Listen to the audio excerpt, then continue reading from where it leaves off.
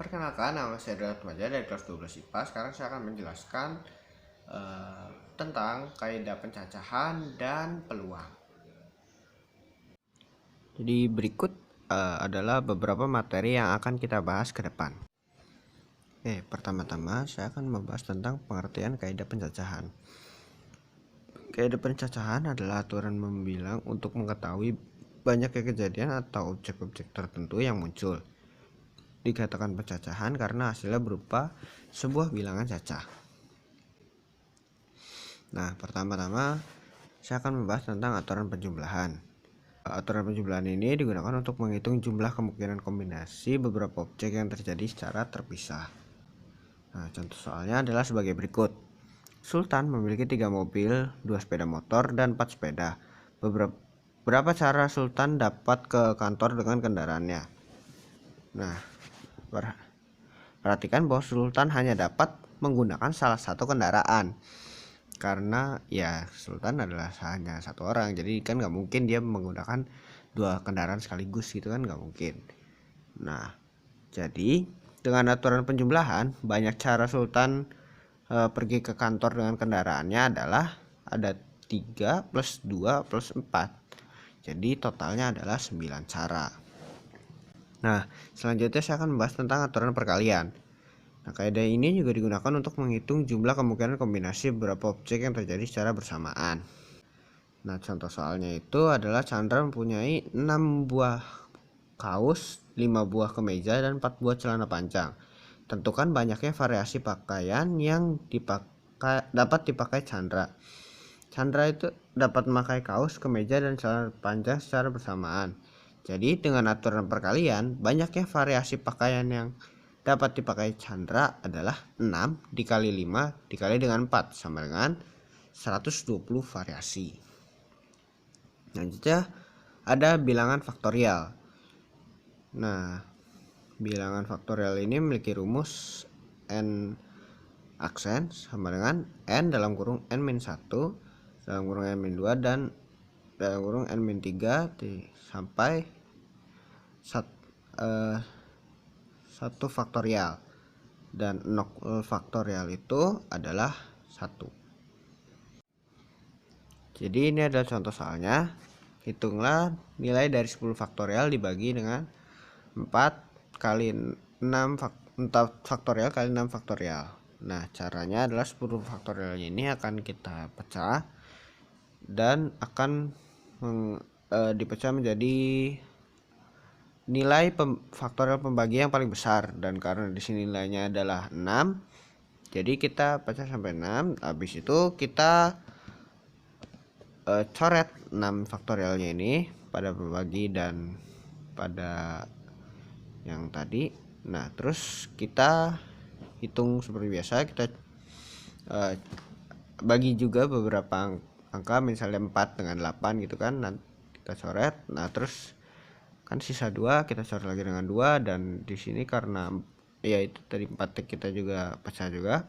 Terus jadi ini 3 sama 9 juga kita coret dan hasil 3. Nah, sisanya itu jadikan 10 kali 3 kali 7 per 1. Jadi 10 kali 3 kali 7 saja. Terus hasilnya itu adalah 210. Selanjutnya kita akan membahas perbedaan permutasi dan kombinasi. Nah, perbedaan permutasi dan kombinasi yang paling jelas ini dari permutasi dan kombinasi sesuai dengan definisinya masing-masing, di mana keduanya itu berbeda caranya. Kalau permutasi dengan urutan, sedangkan kombinasi itu tidak. Selain soal urutan, permutasi dan kombinasi juga beda dalam penempatan dan posisi, di mana kombinasi tidak diperlukan. Jadi dalam permutasi, sebuah urutan itu sangatlah penting dan akan mempengaruhi hasil banyaknya cara yang ada. Sedangkan pada kombinasi ini tidak. Dan juga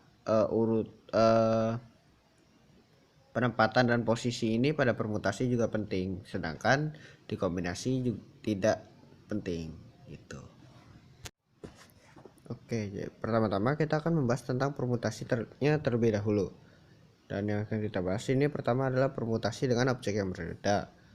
Permutasi dengan objek yang berbeda ini memiliki rumus NPK sama dengan n faktorial per n min k faktorial.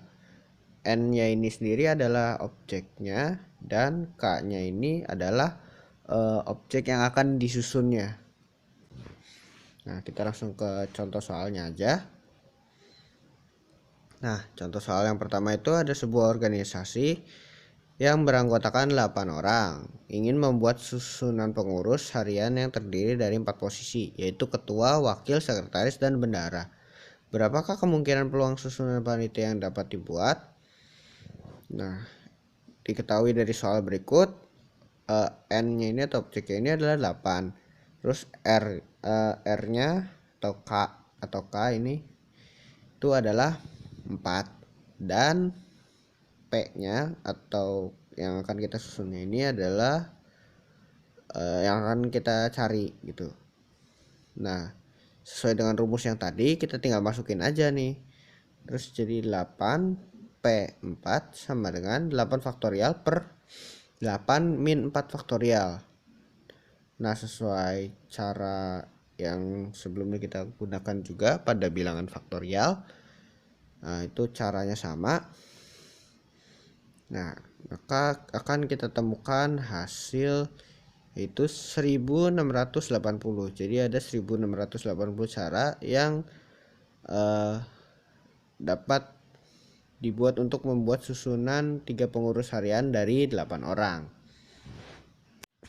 Selanjutnya yang akan kita bahas itu adalah permutasi dengan objek yang sama yang memiliki rumus M P dalam kurung N1, N2, sampai NK sama dengan M faktorial per N1 faktorial kali N2 faktorial kali sampai dengan NK faktorial. Nah, kita langsung saja ke contoh soalnya. Di sini ada sebuah kotak yang berisi 6 jenis bola. Dan dari 6 jenis bola itu ada 3 bola sepak, 2 bola basket, dan 1 bola voli. Dan jika bola-bola tersebut disusun secara teratur dalam sebaris, berapa banyak susunan yang dapat dibuat? Nah, diketahui dari soal kita mengetahui bahwa N-nya ini adalah 6. Terus A, B, dan C ini adalah permisalan dari bolanya tersebut. A ini adalah bola sepak yang berjumlah 3, B ini adalah bola basket yang berjumlah 2, dan C ini adalah bola voli yang berjumlah 1. Terus yang kita cari tahu adalah P-nya. Nah, kita tinggal masukin aja ke rumusnya seperti tadi. Jadi ada 6 faktorial per 3 faktorial kali 2 faktorial kali 1 faktorial. Nah, cara ngitungnya sama juga seperti yang sebelum-sebelumnya.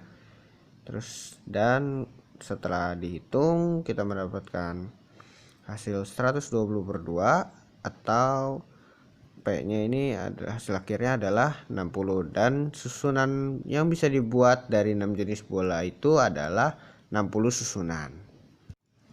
Selanjutnya kita akan membahas tentang permutasi siklis. Permutasi siklis ini adalah penyusunan objek dalam bentuk lingkaran. Dan banyaknya permutasi siklis ini adalah N-1 faktorial. Nah, kita langsung ke contoh soalnya. Contoh soalnya di sini ada sebuah kelompok fokus group discussion yang memiliki 5 orang peserta per meja. Nah, jika harus menentukan tempat duduk para pesertanya, berapakah variasi dari tempat duduk yang bisa dibuat? Nah, seperti yang kita tahu dari soalnya tadi, N-nya kita dapatkan itu ada 5. Terus rumusnya ini kan tadi P sama dengan N-1 faktorial. Nah, jadi kita masukin aja, jadi 5 min 1 faktorial sama dengan 4 faktorial. Nah, 4 faktorial itu bisa kita baca menjadi 4 kali 3 kali 2 dan kali 1. Nah, jadi totalnya itu adalah 24. Nah, jadi hasil akhirnya adalah 24 variasi tempat duduk yang bisa dibuat dari 5 peserta tersebut. Nah, selanjutnya kita akan masuk ke kombinasi. Dan kombinasi ini memiliki rumus atau bentuk umumnya sebagai berikut. Nah, selanjutnya kita langsung masuk ke contoh soalnya aja. Ini ada 4 pesawat terbang yang akan 2 diantaranya ini akan diterbangkan ke Pulau Bali. Ada beberapa kemungkinan cara yang bisa dilakukan untuk memilih pesawat tersebut. Nah, ini yang kita cari ini adalah kombinasinya.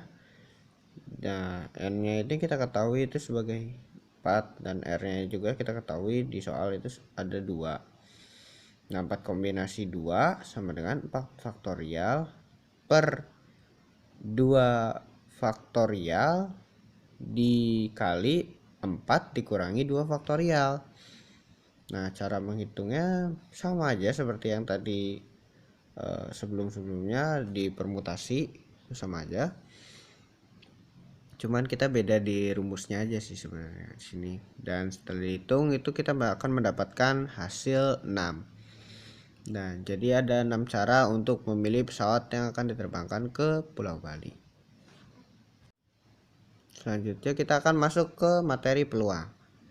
Nah, peluang suatu kejadian adalah besarannya kemungkinan terjadi sebuah kejadian. Nah, peluang suatu kejadian itu atau A dapat dirumuskan sebagai P dalam kurung A sama dengan NA per NS, di mana NA itu adalah banyaknya anggota kejadian dan NS itu adalah banyak semua anggota yang mungkin terjadi atau ruang sampel. Nah, contoh soalnya ini yang pertama itu ada sebuah kantong terdiri dari 4 buah kelereng merah, 3 kelereng biru, dan 5 kelereng hijau. Dari kelereng-kelereng tersebut akan diambil 1 kelereng. Tentukan peluang terambilnya kelereng berwarna biru. Nah, jawabannya itu adalah banyaknya titik sampel atau NS ini sama dengan 4 tambah 3 tambah 5. Jadi kita tambahin dulu semuanya. Kita jumlah itu hasilnya ada 12. Dan titik sampel kelereng biru itu tadi di soal itu ada 3 buah. Nah, lalu kita tinggal masukkan aja ke rumusnya. Jadi 3 per 12 sama dengan 1 per 4. Jadi peluang terambil kelereng berwarna biru ini adalah 1 per 4.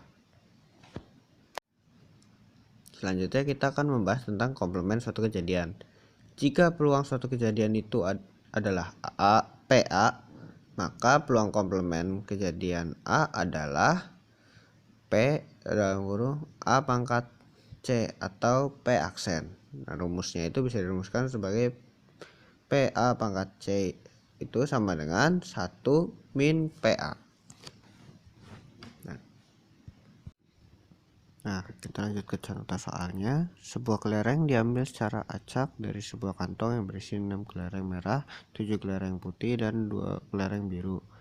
Peluang mendapatkan bukan kelereng merah adalah, nah pertama-tama kita cari dulu banyaknya cara mengambil 1 kelereng merah dari 6 kelereng.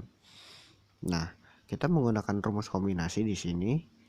Jadi 6 kombinasi 1 gitu kan.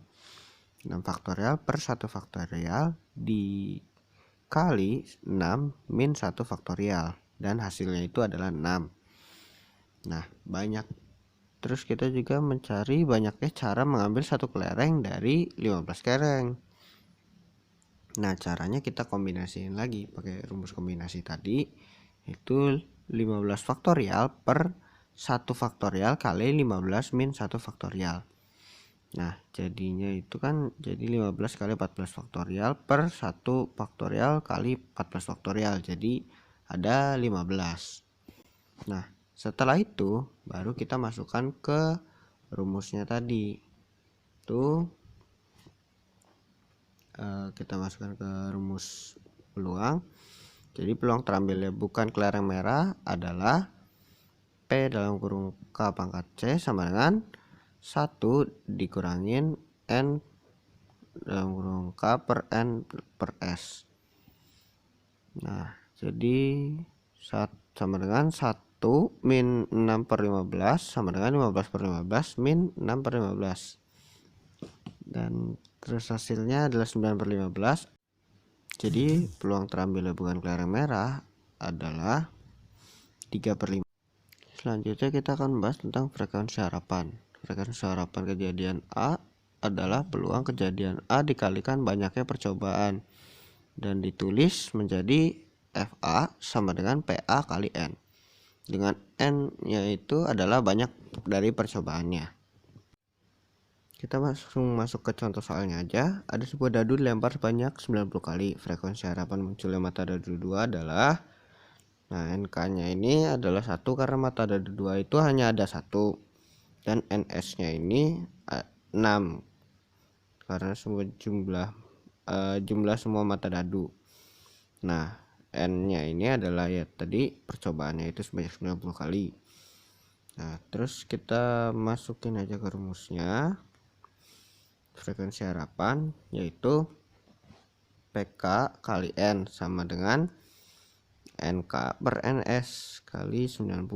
Frekuensi harapan itu jadi 1/6 dikali 90, jadi jawabannya adalah 15. Selanjutnya kita akan bahas kejadian saling lepas. Nah, kejadian A dan B itu disebut saling lepas jika kejadian A dan kejadian B ini tidak dapat terjadi pada saat yang bersamaan atau tidak beririsan, dan memiliki rumus sebagai berikut. Contoh soalnya adalah ada sebuah dadu dilempar dengan kejadian A peluang muncul mata dadu ganjil, dan B itu adalah kejadian muncul mata dadu genap. Tentukan peluang muncul mata dadu ganjil atau mata dadu genap. Nah, di sini NA-nya ini adalah mata dadu ganjil. Ya, mata dadu ganjil ini kan ada 3, yaitu 1, 3, dan 5. Dan mata dadu genap juga memiliki 3, yaitu 2, 4, dan 6. Jadi PA sama dengan 3/6 dan PB-nya ini adalah 3/6 juga. Maka peluang muncul mata dadu ganjil atau mata dadu genap itu adalah 3/6 tambah 3/6 sama dengan 1. Selanjutnya kita akan membahas tentang kejadian tidak saling lepas. Kejadian A dan kejadian B itu disebut tidak saling lepas jika kejadian A dan kejadian B ini dapat terjadi pada saat yang bersamaan atau beririsan. Nah, berikut adalah contoh soalnya, itu saat mengambil sebuah kartu remi sebanyak 52 kartu, peluang untuk mendapatkan kartu warna hitam dan kartu as adalah, nah yang pertama kartu hitamnya ini kita misalkan sebagai A dan kartu asnya ini kita misalkan sebagai B. Dan karena kartu ini memiliki irisan yaitu kartu as dan kartu berwarna hitam, maka digunakanlah rumus berikut. Selanjutnya kita tinggal memasukkannya saja ke dalam rumus, karena tadi kartu hitamnya sudah kita misalkan dan kartu asnya juga. Nah, jadi tinggal kita masukin peluang kartu berwarna hitam itu yang PA itu. Terus itu kan kartu hitam itu totalnya ada 26 dari 52 kartu. Jadi kita tulis 26/52. Terus selanjutnya kita tambah dengan kartu as. Kartu as ini kan ada 4 dari 52. Jadi kita tulis 4/52. Nah, setelah itu kita kurangi dengan irisannya yaitu kartu as yang berwarna hitam, dan jadi totalnya itu ada 2 kartu as yang berwarna hitam per 52 kartu. Nah, jadi setelah itu kita hitung dan akan mendapatkan hasil sebanyak 28/52 kartu. Selanjutnya kita akan membahas tentang kejadian saling bebas. Kejadian saling bebas ini adalah kejadian di mana kejadian A dan kejadian B ini tidak bergantung satu dengan yang lainnya, dan kejadian saling bebas ini memiliki rumus sebagai berikut. Nah, berikut adalah contoh soalnya. Ada sebuah koin dan dadu dilempar secara bersamaan. Nah, peluang munculnya gambar pada koin dan angka pada dadu adalah, nah cara jawabnya adalah kita misalkan dulu A ini merupakan munculnya sebuah gambar pada koin, dan kita misalkan B sebagai munculnya angka ganjil pada dadu. Nah, maka dari soal dapat ditentukan peluang A itu adalah 1/2 dan peluang B ini adalah 3/6. 3/6 ini kita sederhanakan lagi menjadi 1/2. Terus selanjutnya tinggal kita kali, jadi 1/2 kali 1/2. Jadi jawabannya adalah 1/4. Selanjutnya kita akan bahas tentang peluang bersyarat. Nah, kejadian bersyarat ini adalah kejadian yang tidak saling lepas, tetapi kejadian tersebut saling mempengaruhi. Nah, peluang bersyarat adalah peluang terjadinya kejadian B apabila kejadian A telah terjadi. Dan rumusnya itu dapat ditulis sebagai berikut. Berikut adalah contoh soal peluang bersyarat. Henry adalah seorang siswa sekolah maju bangsa yang memiliki peluang lulus ujian sekolah adalah 0,6. Dan ia juga memiliki peluang lulus ujian nasional sebesar 0,8. Tentukan peluang Henry untuk lulus ujian sekolah dan ujian nasional. Nah, pertama-tama kita misalkan dulu PM ini menyatakan peluang lulus ujian sekolah dan PK/M menyatakan peluang lulus ujian nasional. Setelah lulus ujian sekolah, dengan demikian diperoleh hasil berikut. PM itu sama dengan 0,6. Terus PK/M sama dengan 0,8. Jadi peluang M irisan K itu sama dengan PM kali PK/M sama dengan 0,6 dikali 0,8. Jadi hasilnya adalah 0,48.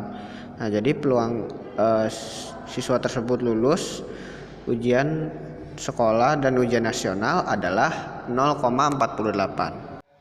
Sekian video penjelasan dari saya. Terima kasih.